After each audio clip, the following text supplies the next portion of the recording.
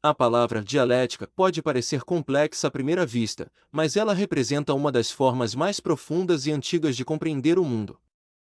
Ela não é apenas um conceito filosófico distante, mas um modo de entender como as coisas mudam, como as ideias evoluem e como as contradições movem a realidade. Quando falamos de dialética, falamos de transformação, de movimento, de conflito e de superação. Entender dialética é entender a própria dinâmica da vida. A história da dialética começa na Grécia Antiga, especialmente com Sócrates. Ele não dava respostas prontas. Pelo contrário, ele fazia perguntas que levavam as pessoas a refletirem sobre suas próprias contradições. A cada resposta vinha uma nova pergunta, revelando que o pensamento inicial era incompleto ou incoerente. Esse método, conhecido como método socrático, é uma das primeiras formas de dialética. Platão, discípulo de Sócrates, elevou esse processo a outro nível. Para ele, a dialética era o caminho para chegar ao conhecimento verdadeiro. O diálogo entre ideias era como uma escada, que levava a mente a níveis mais altos de compreensão. Aristóteles, embora não tão dialético quanto Platão, também reconhecia que certos conceitos só podiam ser entendidos em oposição a outros, e que o confronto de ideias ajudava a construir explicações mais sólidas. Mas a dialética passa por uma transformação enorme muitos séculos depois, no século XIX, com o filósofo alemão Georg Wilhelm Friedrich Hegel.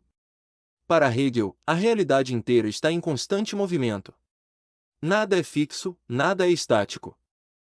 Tudo se transforma ao longo do tempo, e essa transformação ocorre por meio de contradições internas. Uma ideia, chamada tese, contém dentro de si elementos que apontam para sua contrária, chamada antítese.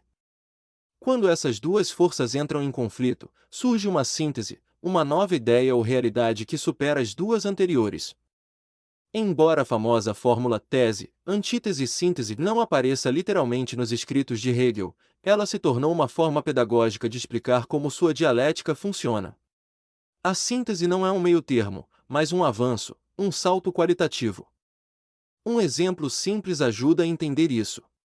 Imagine a ideia de liberdade absoluta. Essa seria a tese.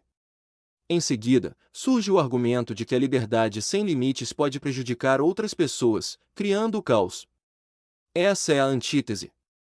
Ao confrontar as duas ideias, pode surgir uma síntese, liberdade com responsabilidade. Essa síntese conserva elementos da tese e da antítese, mas os supera, criando algo mais completo e equilibrado. É assim que, para Hegel, ideias, culturas, moralidades e formas de consciência se desenvolvem. No entanto, Karl Marx discordou profundamente da forma como Hegel enxergava a dialética. Para Hegel, as ideias são o motor da história. Para Marx, isso estava invertido. Ele defendia que as condições materiais, o trabalho, a economia, a forma de produção, a vida concreta das pessoas, é que moldam as ideias.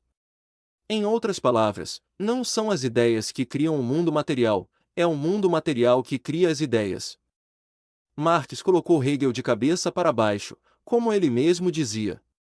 Assim nasce a dialética materialista. Nessa visão, a história humana é impulsionada por conflitos entre classes sociais, por tensões econômicas e por contradições que emergem das formas de produção. A história do feudalismo, por exemplo, continha a contradição entre senhores feudais e servos. Já a história do capitalismo contém a contradição entre burguesia e proletariado.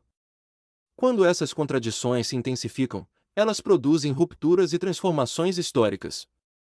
Marx aplicou essa visão ao estudo da sociedade, da política, da economia, e sua forma de analisar conflitos sociais influenciou profundamente o pensamento moderno. Mas a dialética não se limita à filosofia e à história. Ela aparece também na ciência. Em muitas áreas, uma teoria dominante, a tese, começa a ser questionada por novos dados e experimentos, a antítese. Quando os cientistas percebem que a teoria antiga não é mais suficiente para explicar os fenômenos, surge a necessidade de criar algo novo, a síntese. A própria evolução da física oferece vários exemplos disso. A mecânica de Newton parecia explicar tudo, até que fenômenos ligados à velocidade da luz e ao movimento dos planetas revelaram contradições. Isso levou ao surgimento da teoria da relatividade. Depois, fenômenos microscópicos revelaram limitações da própria relatividade, dando origem à mecânica quântica. A ciência avança assim: tensão, conflito, superação. A dialética também está presente na vida cotidiana. Em nossas relações pessoais, por exemplo, muitas vezes surgem conflitos de opinião. Uma pessoa pensa de um jeito, outra pensa de outro. Em vez de simplesmente brigar ou tentar impor uma visão, o diálogo pode revelar que ambas têm pontos válidos e pontos fracos. A solução surge quando se integra o melhor de cada posição. Isso é dialética. Nas decisões da vida também enfrentamos tensões: segurança versus liberdade, estabilidade versus mudança, razão versus emoção. Quanto mais conseguimos integrar esses elementos opostos, mais profundas se tornam nossas escolhas. No mundo moderno, vemos a dialética em debates sociais importantes. O avanço da tecnologia é uma tese. As preocupações com privacidade e vigilância são uma antítese. A síntese surge na criação de legislações de proteção de dados em práticas que tentam equilibrar inovação e segurança. A expansão das cidades é uma tese. A necessidade de preservar a natureza é uma antítese. A síntese aparece na busca por cidades sustentáveis. Em todos esses casos, a dialética nos ajuda a perceber que as contradições não são barreiras, mas motores de transformação. Um aspecto essencial da dialética é que ela não vê contradições como um problema a ser eliminado. Pelo contrário, ela considera as contradições como um impulso que faz a realidade avançar. A dialética nos ensina que o mundo não é feito de certezas rígidas, mas de processos. Ela nos convida a pensar de forma crítica, a rejeitar respostas simplistas e a aceitar que toda ideia pode evoluir. Ela exige que a gente observe os dois lados de uma questão, não para escolher um e descartar o outro, mas para compreender como ambos se conectam e como podem gerar algo novo. Por isso, compreender dialética é tão importante para analisar política, sociedade, história, ciência e até relações humanas. Ela nos permite enxergar além da superfície e entender o que realmente está em jogo. Quando aprendemos a pensar dialeticamente, deixamos de ver o mundo de maneira rígida e passamos a reconhecê-lo como um conjunto de processos em movimento, sempre repleto de tensões e possibilidades. No fim, a dialética nos mostra que nada é definitivo. Tudo está em transformação. Toda tese encontrará uma antítese. Toda contradição pode gerar uma síntese.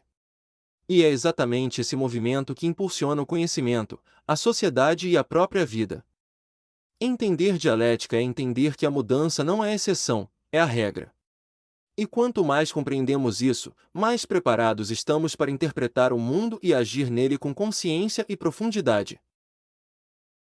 Se você curtiu esse conteúdo, deixa o like, se inscreve no canal e compartilhe com quem você acha que pode gostar também. Isso ajuda demais a gente. Nos vemos em breve. Até logo!